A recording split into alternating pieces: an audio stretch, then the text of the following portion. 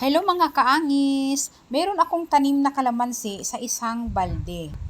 Ngayon, payat na siya dahil nga yung kanyang ugat ay siksika na sa isang balde. Ito ay ililipat ko sa lupa.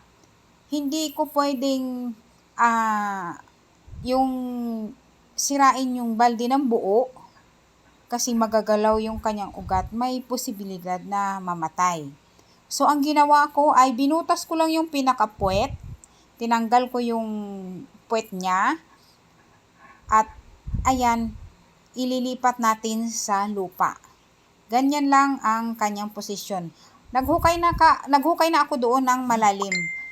Ayan, ganyan. Maraming salamat sa aking mga kapitbahay na tumulong magbuhat. Dahil ay sobrang bigat, hindi ko kakayanin. Ayan.